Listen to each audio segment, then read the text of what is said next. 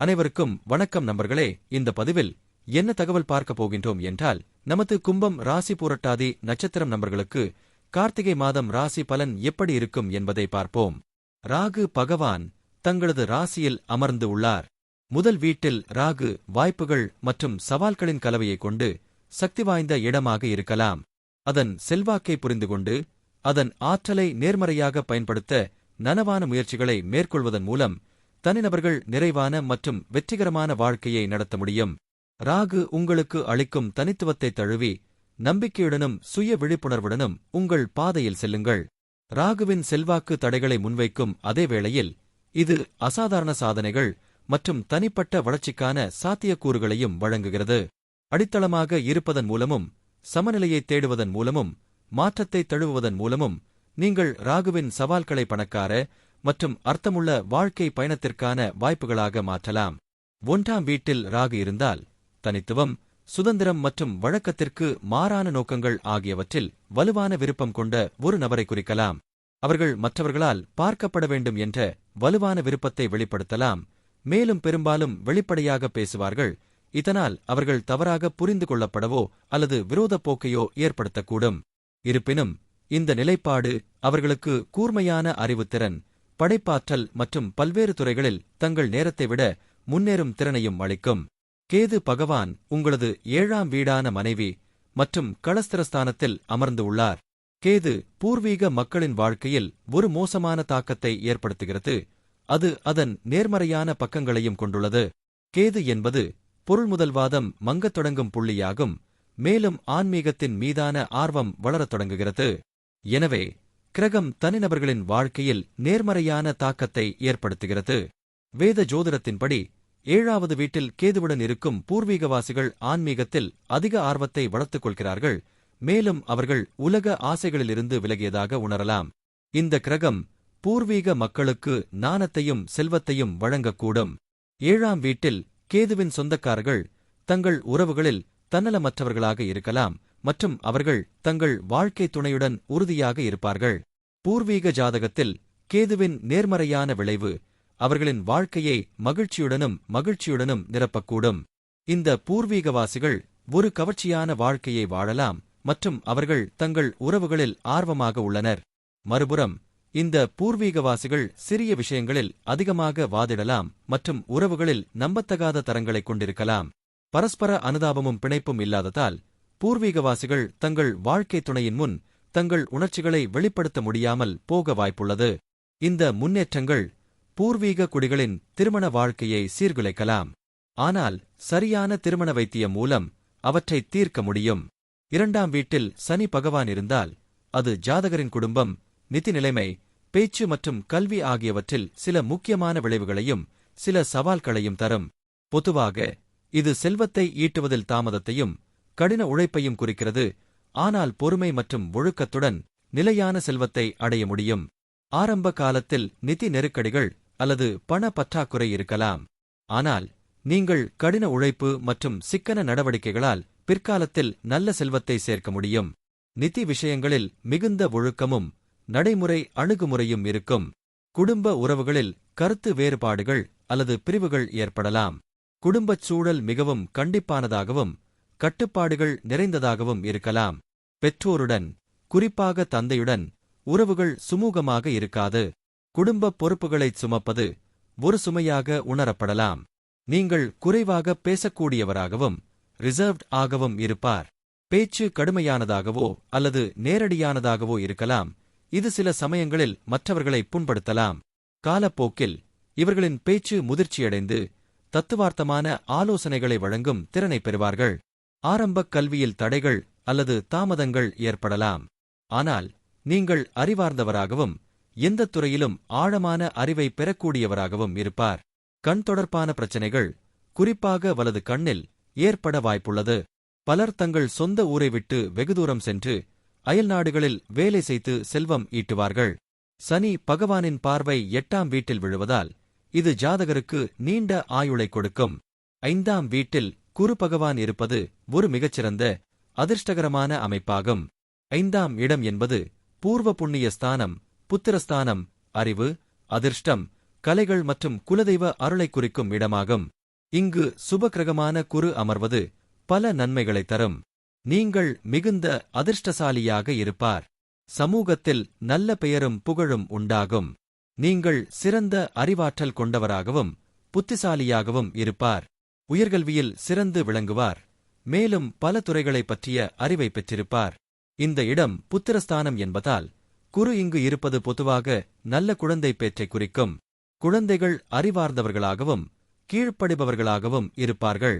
சில சமயங்களில் காரகோ பாவனாஸ்தி விதிப்படி ஒரு குறிப்பிட்ட காரக கிரகமே அந்த வீட்டிற்கு அதிபதியாகவோ அல்லது அங்கேயே அமர்ந்தாலோ புத்திர பாக்கியத்தில் சிறிது தாமதம் அல்லது தடைகள் ஏற்படலாம்.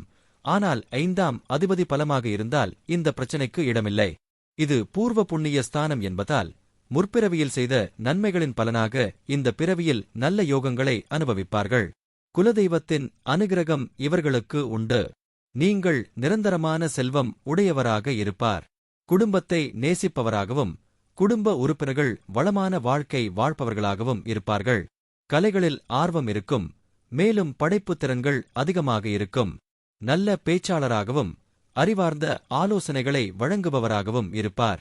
சமூகத்தில் கிழவம் மிக்க பதவிகள் கிடைக்கும்.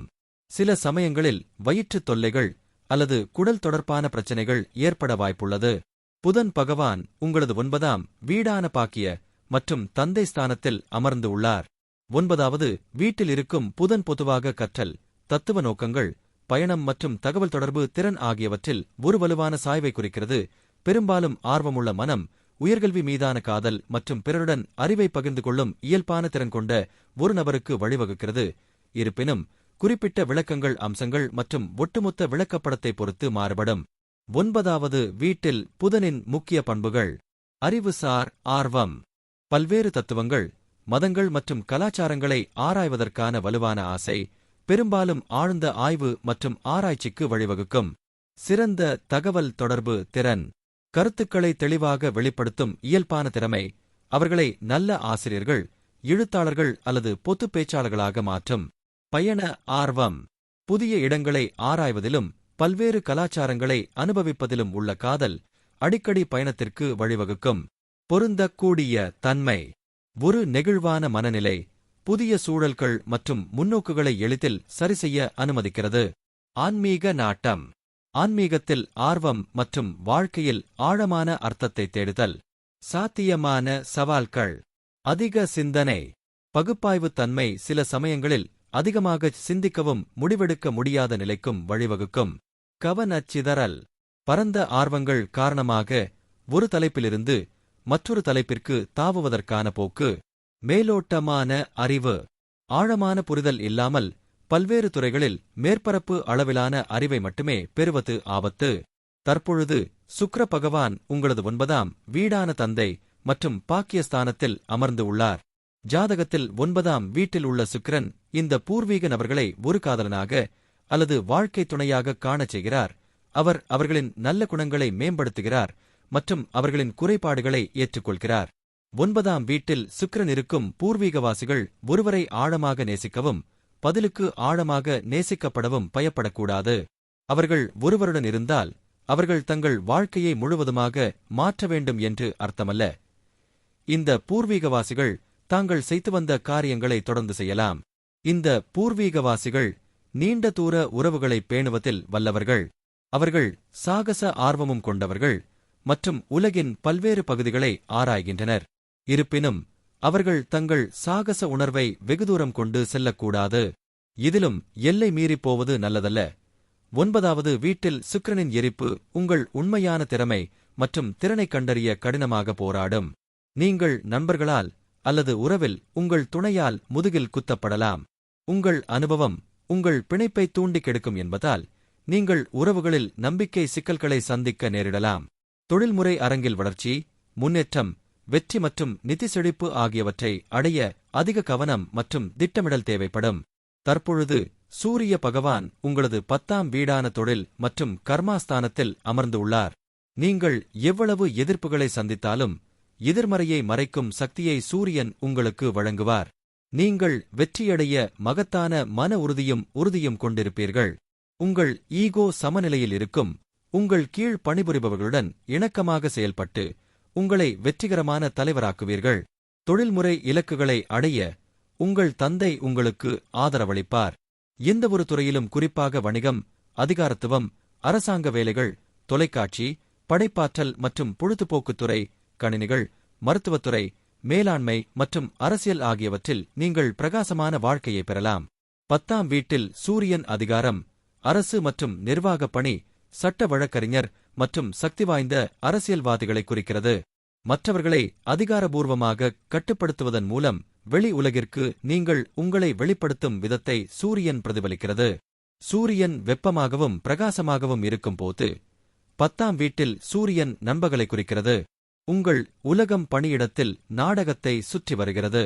அதிகாரஸ்தானத்தில் இருப்பதன் மூலம் உங்கள் ஈகோ திருப்தி அடையும். நீங்கள் அதிகாரத்தில் இருந்து பறிக்கப்பட்ட நிர்வாக பதவியில் நீங்கள் நிற்க முடியாது. ஏனென்றால் உங்களை நச்சரிக்க ஆட்கள் இல்லாதபோது சூரியன் உங்களை நன்றாக உணர வைக்கும்.